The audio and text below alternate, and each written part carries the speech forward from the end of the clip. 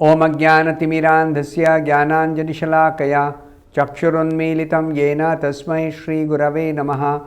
Nama Om Vishnupadaya Krishna Presthaya Bhutale Srimate Bhaktivedanta Swamin Niti Namine. Namaste Saraswate Deve Gauravani Pracharine Nirvishesha Shunyavadi Paschatya Deshatarine. Jaya Shri Krishna Chaitanya Prabhu Nityananda Shri Advaita Gadadhara Srivasadi Gaura Bhakta Vrinda. Hare Krishna Krishna Krishna Hare Hare Hare Rama Rama Rama Hare Hare. Om Namo Bhagavate Vasudevaya. Narayanam Namaskritya Naram Chaiva Narottamam Devim Saraswatim Vyasam Tato Jayam Mudirayet. In this session, we will be discussing from the 22nd verse of the 18th chapter of the first canto of the Srimad Bhagavatam. The 22nd verse is as follows. Yatra anuraktaha sahasaiva dhira vyapohya dehadishu sangam udham vrajanti tat paramahamsyam antyam yasmin ahimsa upashamaha swadharmaha. The meaning of this verse is, self-controlled persons who are attached to the Supreme Lord Sri Krishna can all of a sudden give up the world of material attachment, including the gross body and subtle mind, and go away to attain the highest perfection of the renounced order of life, by which non-violence and renunciation are consequential. Ahimsa and Upashama. So, further, the glorification of Krishna, Krishna's unique position and unique qualities of Krishna, that if we see some wonderful qualities in great renunciates, like Maharaj Parikshit is example. This verse is got a reference to Maharaj Parikshit and such great personalities. Those who are self-controlled and they have reached the perfection of renunciation, they are called Paramahamsas. That will be explained by Prabhupada in the purport. I am just mentioning it with respect to the translation itself. So such Paramahamsas, they are able to completely give up all of a sudden their gross body and subtle mind and go away to achieve the perfection of existence. And how is it possible for them to give up such attachments, material attachments, which are very deep-rooted and very complex and very difficult to give up? It is because of their attachment to Krishna. So even if somebody has got a lot of yogic power, even if somebody has done a lot of tapasya, even if somebody has got a lot of knowledge, has got so many other good qualities, if they don't have attachment for Krishna, it is not possible to nullify all material attachments, to go away from this material existence to Krishna, to attain lotus feet of Krishna. Not possible. So Prabhupada explains this in the purport in a very nice way. He says, only the self-control can gradually be attached to the Supreme Personality of Godhead. So even among different categories of transcendentalists, if any transcendentalist, a spiritual aspirant, is not self-controlled, then he cannot get attachment, cannot develop attachment for Krishna. Now, what does self-control mean? Prabhupada says, self-controlled means not indulging in sense enjoyment more than is necessary. the minimum requirements of the senses are to be fulfilled. Bare minimum. And such people are called self-controlled.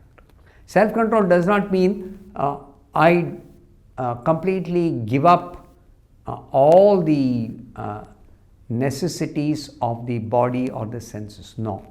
Then there is no possibility of existing even. Existence itself becomes impossible. So, as long as the material body is there, the minimum requirements of the body has to be provided, even by a transcendentalist, even by a spiritualist. So, such personalities who have perfected their life by practicing, giving the requirements of the senses, providing the requirement senses to the minimum extent possible, in a matter of eating or sleeping or defending. They provide the body with the minimum requirements. And such people, they never indulge in sense enjoyment more than minimum required. So, those who are not self-controlled, Prabhupada says, are given over to sense enjoyment without restriction. Unrestricted sense enjoyment. Or as much as they feel like enjoying, they enjoy. But that is not the way of progressing in spiritual life to attain perfection. And Prabhupada makes a very important point here. Dry philosophical speculation is a subtle sense enjoyment of the mind. Some people, gross senses, they have controlled. They are only providing the minimum required. But as far as philosophical speculation, what is philosophical speculation? Speculation means keep on guessing, keep on imagining, keep on calculating, keep on deducing. So that sort of speculation, which is in order to understand what is the absolute truth, in order to know God, or in order to theorize what is the cause of this material existence, or what is the ultimate goal of life, or who is God. Such philosophical speculation is also a subtle sense enjoyment of the mind. There are two kinds of enjoyments any person can have in this world. One type of enjoyment is the gross enjoyment of the external senses. The eyes, the ears, the nose, the tongue, and the sense of touch. Then there is one more sense within, it's called the mind. Now satisfying the mind, demands of the mind. Just like somebody likes to read a nice story, fiction, novel. Now what kind of pleasure does it give the person? It's a subtle pleasure of the mind, or the pleasure of the mind, pleasure of the intelligence. When somebody uses their intelligence for solving some problem in physics or mathematics, that gives them great joy. And what is that kind of joy or pleasure? It's a pleasure, internal pleasure, subtle pleasure. So this sort of subtle sense enjoyment is also a cause for material bondage. So Prabhupada says, sense enjoyment, whether gross or subtle, leads one to the path of darkness. That means one remains in ignorance. Who am I? What is this world? What is the goal of life? They remain in ignorance.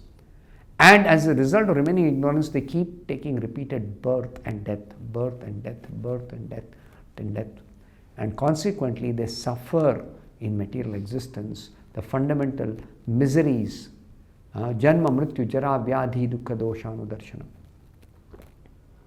Those who are self-controlled can make progress on the path of liberation from the conditional life of material existence.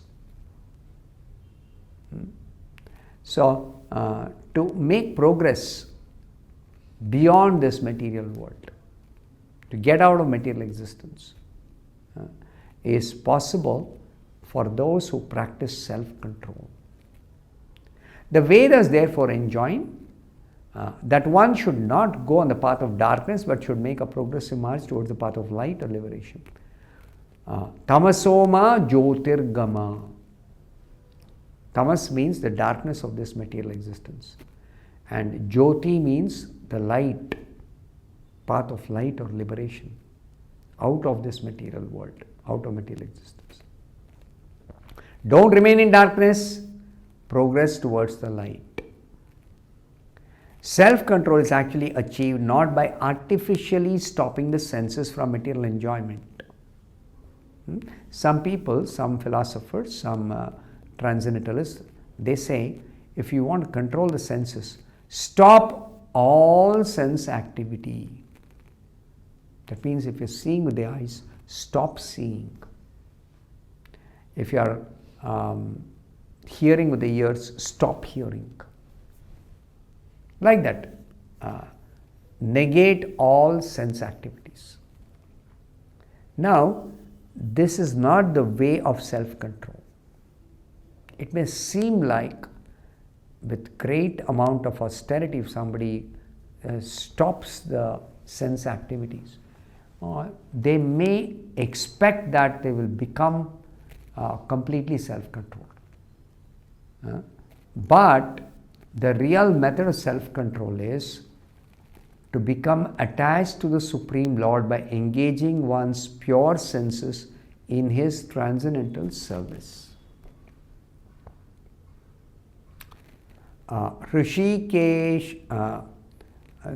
Sarvopadhi vinirmuktam tatparatvena nirmalam rishikena rishikesha sevanam bhaktir uchyate. Bhakti means serving the master of the senses, the Supreme Lord, through one's purified senses by becoming free from all material designations. Our senses become designated due to different material activities. But to free oneself from material designations and thereby purify the senses and engage the purified senses in transcendental loving service of the Supreme Lord Krishna, that is actually the way of becoming self-controlled. Senses had to be given proper engagement, not simply forcibly stop them. Don't do that. Don't forcibly stop the senses.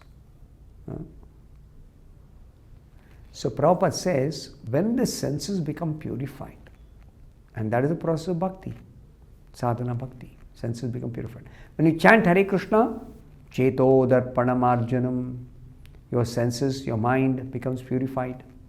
Marjanam, become cleansed of material dirt, material contamination, that goes away as you keep on chanting, as you keep on performing bhakti activities of devotional service. So these purified senses are always engaged in a transcendental service of the Lord. The only engagement for the purified senses is serving Krishna, doing devotional service to Krishna. This perfectional stage of sense enjoyment is called Bhakti Yoga. So those who are attached to Bhakti Yoga, they can easily give up all material attachments any time, all of a sudden, if they're called. Like what happens? It seems like suddenly death comes. So it's never sudden, but we don't know exactly when we are going to die. We know we are going to die, but we don't know when. So whenever that happens, it is like all of a sudden death comes.